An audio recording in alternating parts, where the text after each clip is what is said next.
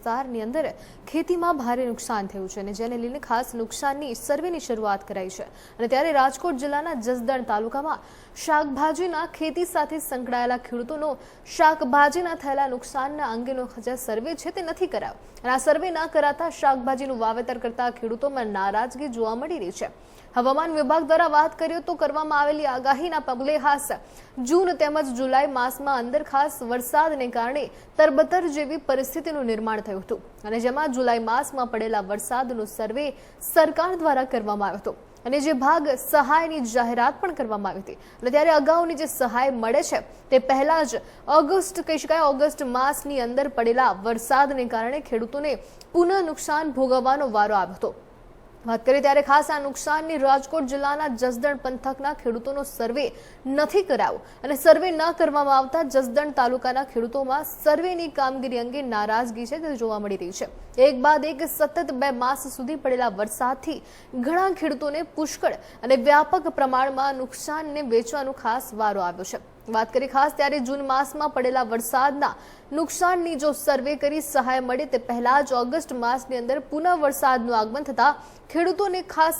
મોટું નુકસાન ભોગવવું પડી રહ્યું છે અને ત્યારે આ પરિસ્થિતિને ધ્યાને લઈ રાજકોટ જિલ્લા પંચાયતના સદસ્ય મનસુખ સાકરિયા દ્વારા ગુજરાત રાજ્યના કૃષિ મંત્રીને આ બાબતે પણ ખાસ પત્ર લખાયો છે,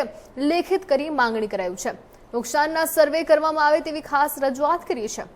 સમગ્ર ગુજરાતમાં છેલ્લા 2 માસથી વરસાદી વાતાવરણને કારણે નુકસાનનો દોર છે તે શરૂ થઈ ગયો છે અને જેમાં ખાસ રાજકોટ જિલ્લામાં પણ ઘણા વિસ્તારોની અંદર 100% કરતાં પણ વધારે વરસાદ ખાબક્યો છે અને જેના કારણે જમીન ધોવાઈ છે, પાકના ધોવાણ થયા છે, જેના કારણે ખેડૂતોને 2 વખત નુકસાની વેચવાનો વારો આવ્યો છે। આ મામલામાં જસદણ તાલુકાના અન્યાય થઈ રહ્યો છે અને ત્યારે ખાસ અન્યાય થઈ રહ્યો હોવાની જે વાડ છે તે ખેડૂતો કહી રહ્યા છે। ઉપરાંત શાકભાજીના વાવેતરના સર્વે નહીં કરવામાં આવતા જસદણ પંથકના ખેડૂતો સાથે અન્યાય થઈ રહ્યો છે તેવું કહેવામાં આવી રહ્યું છે। ઉપરાંત 2 માસ સુધી પડેલા લગભગ વરસાદને કારણે જસદણના ખેડૂતો કે જે શાકભાજીનું વાવેતર કરતા હતા તે ખેડૂતોને ખૂબ જ નુકસાની વેચવાનો વારો આવ્યો હતો અને જેના કારણે આ વિસ્તારમાં સર્વે કરી સરકાર દ્વારા સહાય કરવામાં આવે તેવી માંગ ઉઠી છે।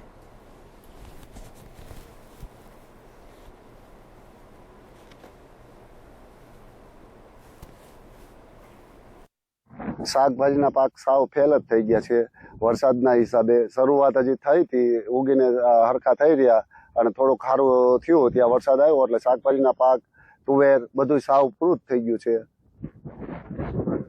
માગણી તો મોરબીમાં એમાં સર્વે થયું તો અહીંયા થાય એવી અમારી માગણી છે। હા, મેં આપણા વિસ્તારની અંદર ખૂબ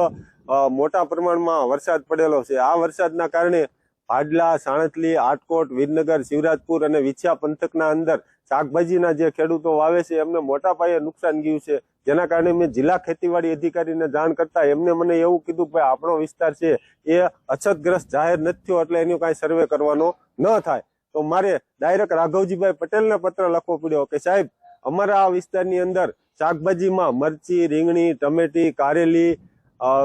એમ જ ગુવાર અને વેલાવાળા શાકભાજીનું પુષ્કળ પ્રમાણમાં વાવેતર થાય છે। સાણસલી પટ્ટાની અંદર રેશમ પટ્ટો, ગોંડલિયો પટ્ટા મરચાની વાવેતર થાય છે, ત્યાં પણ મોટા પાયે મરચીની અંદર નુકસાન છે।